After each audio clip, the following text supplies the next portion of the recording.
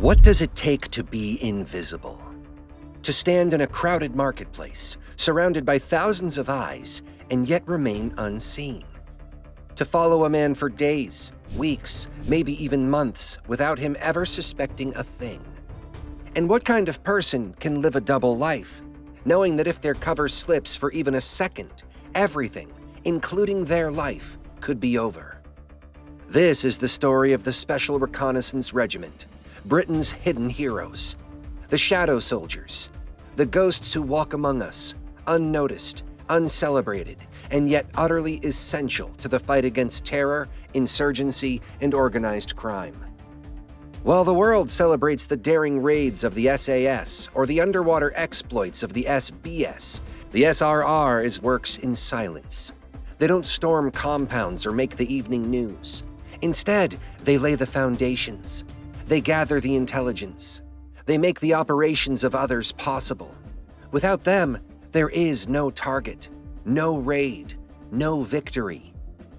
Today, we peel back the curtain on the Special Reconnaissance Regiment, one of the most secretive, elite units Britain has ever fielded. The Invisible Soldiers. Every military has its warriors, the door kickers, the shock troops, the ones trained to smash through defenses with overwhelming force. But what about those who fight without firing a shot? What about the ones whose weapons are patience, deception, and observation? The SRR is not about firefights. It's about shadows. Operators don't wear uniforms. They don't march in formation. They don't even look like soldiers. They dress like civilians, blending seamlessly into urban landscapes. They sit in coffee shops, linger at bus stops, stroll down streets, seemingly just another face in the crowd. But their eyes are sharp. Their ears are tuned. Their minds are working every second. Every car that passes, every phone that rings, every package exchanged, it could be the clue that cracks open a network. If the SAS are the sword, the SRR are the eyes behind the sword's strike. And without eyes, even the sharpest blade is blind. Origins in the Troubles. To understand the SRR, we need to go back, not to Afghanistan or Iraq, but to Belfast in the 1970s. The Troubles, a conflict that ripped through Northern Ireland, pitting the British state against the Irish Republican Army and other paramilitary groups. Conventional soldiers were out of place here. Camouflage uniforms and rifles were obvious targets in tight urban environments, where civilians and insurgents lived side by side. Britain needed a new kind of soldier, one who could vanish into the population. Enter the 114th Intelligence Company, often called the Det. This covert unit pioneered deep undercover surveillance. Its members dressed as locals, drove ordinary cars, and followed IRA suspects through back streets and pubs. They were Britain's answer to urban guerrilla warfare. It wasn't glamorous, it wasn't glorious, it was patient, quiet, and fraught with danger. Many Det members operated with almost no backup. If discovered, they could be lynched on the spot. And yet their work provided the intelligence that allowed arrests, raids, and disruptions to happen. The Det became the blueprint, a prototype. And when the world shifted after 9/11, Britain would return to this model and expand it. The birth of the SRR.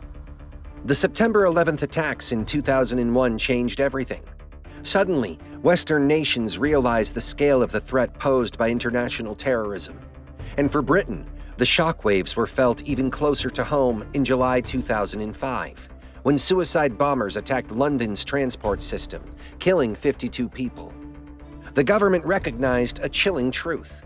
Modern terrorists didn't operate like traditional enemies. They didn't wear uniforms. They didn't gather on battlefields. They lived among civilians, moving through cities, planning attacks in plain sight. The SAS and SBS were superb strike units, but Britain needed a permanent, dedicated surveillance regiment, something more specialized, more covert, more adaptable. And so, in 2005, the Special Reconnaissance Regiment was quietly born. Officially part of the United Kingdom's Special Forces, or UKSF, standing shoulder to shoulder with the SAS and SBS. But their role was different. Their arena was the unseen. Their mission was invisibility. From day one, the SRR inherited the lessons of 14 Intelligence Company. But they also evolved. This wasn't just Belfast anymore. This was London, Baghdad, Kabul, and beyond. Mission and role. What exactly does the SRR do? Unlike the SAS, they're not about kicking down doors. Their motto could be summed up in 3 words: watch, listen, report. Their job is close target reconnaissance. That means following high-value targets, terror suspects, insurgent leaders, and arms dealers in hostile or urban environments. For days, weeks, even months if needed, all without ever being noticed. Imagine trailing a suspect across London, through busy underground stations, crowded shopping streets, and quiet suburbs. Imagine shadowing an arms dealer in the Middle East, posing as a tourist or businessman while recording every meeting. Imagine gathering intelligence on a Taliban commander in a remote Afghan village, living alongside locals without them realizing who you are. This is the work of the SRR, and it's not just about watching. It's about feeding real-time intelligence to the SAS, the SBS, MI5, and MI6. They are the hidden link that turns suspicion into certainty, and certainty into action. Selection and training. Getting into the SRR is unlike any other Special Forces selection. Yes, you need to be fit. Yes, you need endurance. But above all, you need adaptability. Candidates are drawn from across the armed forces: Army, Navy, Air Force, Marines, men and women. That's right. Unlike the SAS and SBS, the SRR actively recruits women, because sometimes a woman is less suspicious, more capable of blending in where a man might stand out. Selection is brutal, but not in the way people expect. It's not endless marches with heavy packs. It's not constant press-ups or freezing swims. It's mental. It's psychological. You might be dropped in a city and told to follow a target without being detected. You might have to hold a cover identity under pressure, answering probing questions while hiding who you really are. You might be asked to notice tiny details, license plates, hand movements, and phone calls while staying invisible yourself. Training covers everything: urban and rural surveillance, counter-surveillance, how to know if you're being followed, advanced driving, disguise and infiltration, communications interception, cultural immersion. SRR operators must be able to vanish into any crowd, in any country, under any circumstances. They must live double lives, holding multiple identities at once. And if they fail, it's not just a failed test. In the field, it could mean death. Baptism of fire, Iraq. The SRR's first real test came in Iraq, after the US-led invasion in 2003. Baghdad became a labyrinth of insurgent networks, car bombings, kidnappings, and ambushes. Task Force Black, a joint unit of SAS, Delta Force, and other special operators, was formed to dismantle these networks. The SAS could storm compounds, but first, someone had to find them. Someone had to know where the bomb makers were hiding, who the couriers were meeting, which safe houses mattered. That's where the SRR came in. They operated quietly, trailing suspects, mapping insurgent cells, and providing eyes and ears for Task Force Black. Their work was invisible, but it allowed surgical strikes to happen. One report tells of an SRR team trailing a bomb maker for weeks, watching every move. The information led to a precise SAS raid. No civilian casualties, no mistakes, just clean, surgical elimination. This was the SRR's baptism of fire, and they passed. The Afghan Shadows. Afghanistan was different. Less urban, more rural. Villages instead of cities. But the challenge was the same. Find the enemy before the enemy strikes. Here, SRR operatives had to blend into remote communities, often posing as aid workers, contractors, or locals. They watched Taliban commanders, tracked arms movements, and provided the intelligence that led to drone strikes or night raids. It was a delicate balance. A wrong move could expose them. And exposure in an Afghan village didn't mean embarrassment, it meant death. Yet time and again, the SRR delivered. They helped locate bomb makers. They identified Taliban networks. They gave coalition forces the precision they needed to hit hard, without hitting innocents. In a war where civilian casualties could undo months of progress, the SRR's work was priceless. Tradecraft and tools. Forget camouflage. Forget heavy rifles. The SRR's tools are different. They wear ordinary clothes. They drive ordinary cars. They carry concealable weapons. Glock 17s, Sig Sauer pistols, maybe a suppressed MP5 for emergencies. But their real arsenal is technology and tradecraft. Covert body cameras hidden in glasses or clothing. Encrypted radios, tracking devices, miniature drones that can hover unnoticed above targets. Advanced surveillance software that links feeds in real time to command centers. And then there's the human element. The art of blending in, using disguises, changing gait, accent, posture, learning to look like you belong anywhere, from a London cafe to a Baghdad street corner. It's not glamorous, it's not explosive, but it's devastatingly effective. Coordination with Britain's elite. The SRR doesn't work alone. They are part of a larger machine. The United Kingdom Special Forces, alongside the SAS and SBS, and connected to MI5 and MI6. Think of them as the scouts, the pathfinders. They clear the fog so others can strike.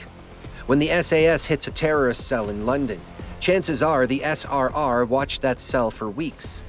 When the SBS intercepts smugglers at sea, the SRR may have tracked the smuggling network.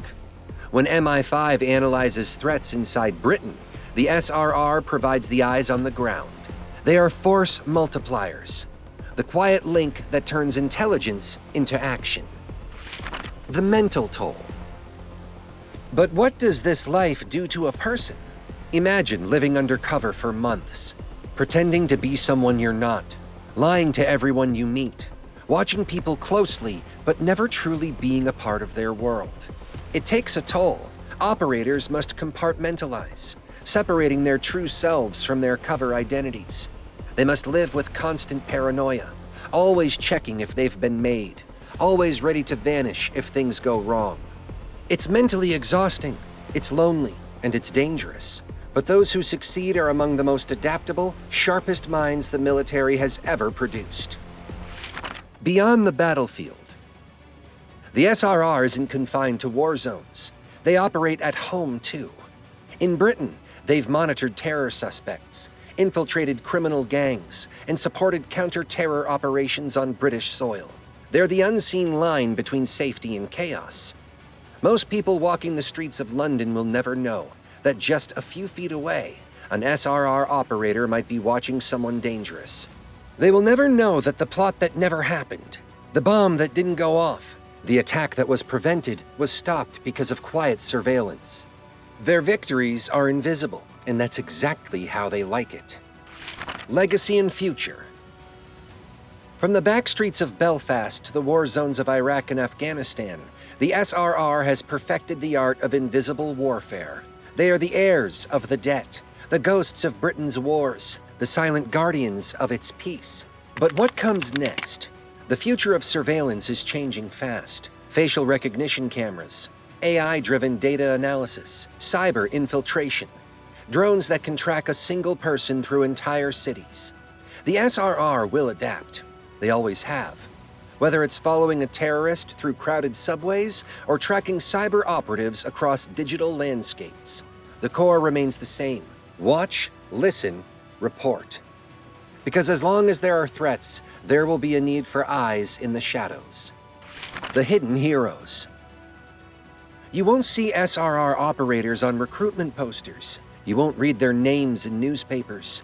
You won't see their medals pinned to uniforms in public. But make no mistake, they are heroes. Hidden heroes. Heroes who win wars not with bullets, but with patience. Not with explosions, but with silence. Not with recognition, but with anonymity.